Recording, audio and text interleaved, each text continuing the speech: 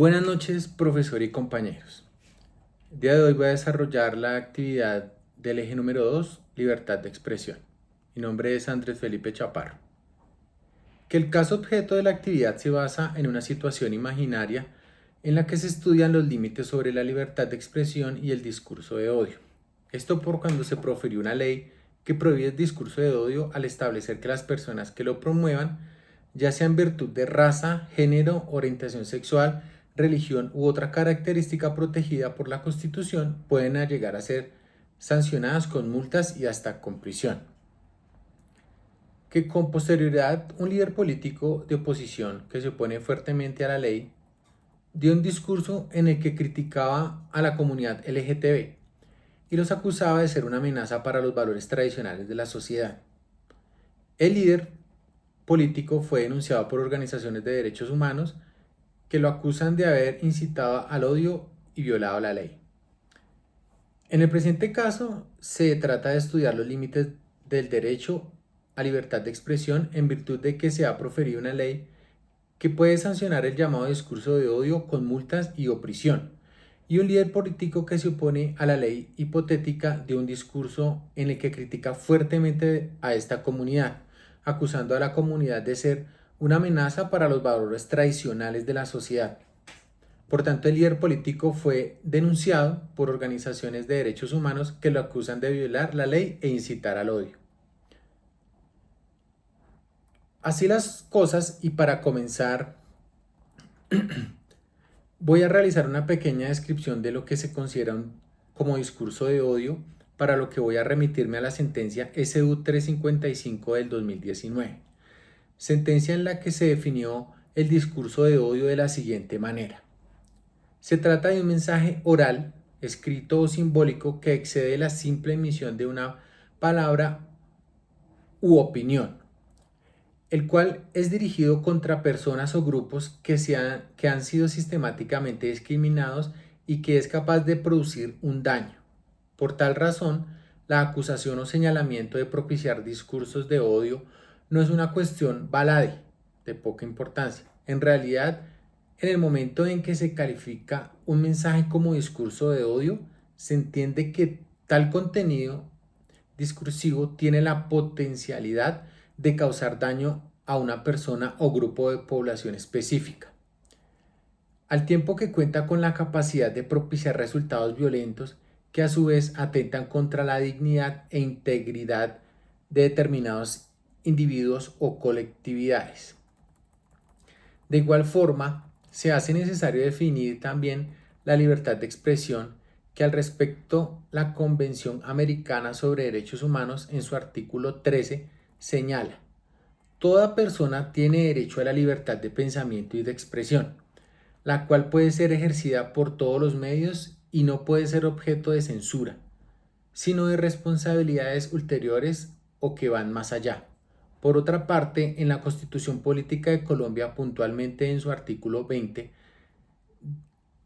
de la parte de los derechos fundamentales se establece: se garantiza a toda persona la libertad de expresar y difundir su pensamiento y opiniones, de recibir información veraz e imparcial, de fundar medios masivos de comunicación, siempre que estos sean libres y cuenten con responsabilidad social, por lo que se garantiza la rectificación en condiciones de equidad, así como a la no censura.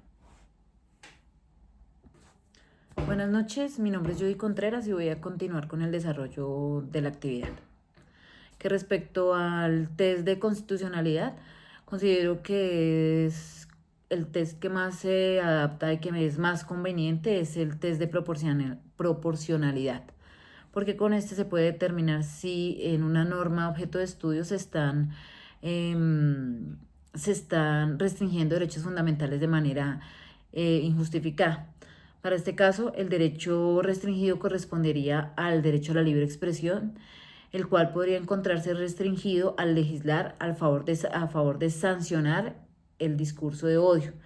Esto por cuanto es difícil determinar cuándo se considera y cuándo no discurso de odio, porque existe una delgada línea entre lo que podría ser el derecho a la libre expresión o el derecho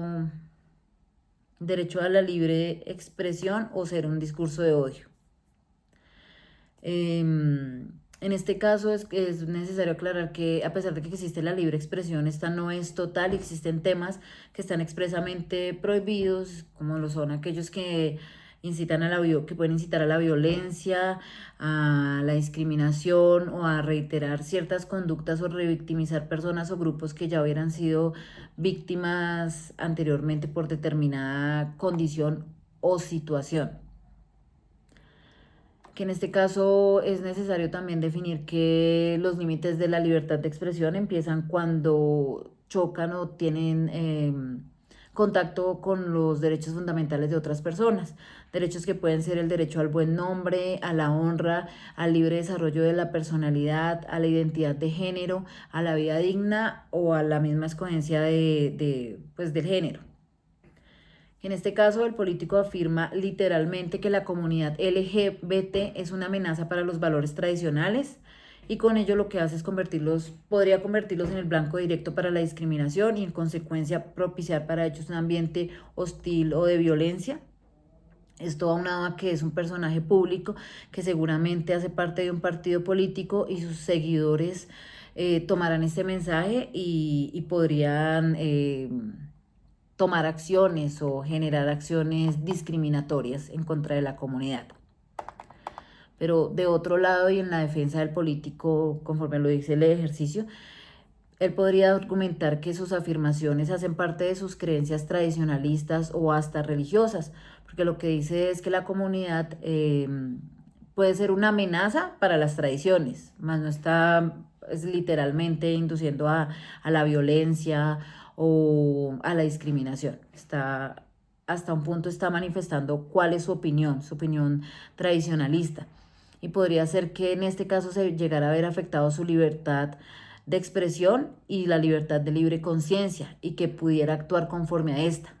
Por tanto, cuando él da a conocer sus opiniones, podría estar reflejando sus convicciones y no convertirse esto en una falta sancionable. Por tanto, lo que su discurso puede generar en los militantes del partido puede no ser discurso de odio, sino la manifestación de su propia libertad de pensamiento. Y bajo su criterio, no ser una incitación al odio, sino consecuencias de lo que realmente piensa, que la comunidad afecta lo que él conoce, lo que él considera que debería ser la sociedad. Finalmente considero que en un caso como este es difícil determinar si realmente se está con un discurso de odio, con un pronunciamiento, con una manifestación, si realmente se está promoviendo la violencia o la discriminación, o si, pues como ya lo mencioné, se estaría acudiendo al derecho a la libre expresión y a la libertad de conciencia y de convicciones. Entonces realmente tendría que determinarse si corresponde o no corresponde a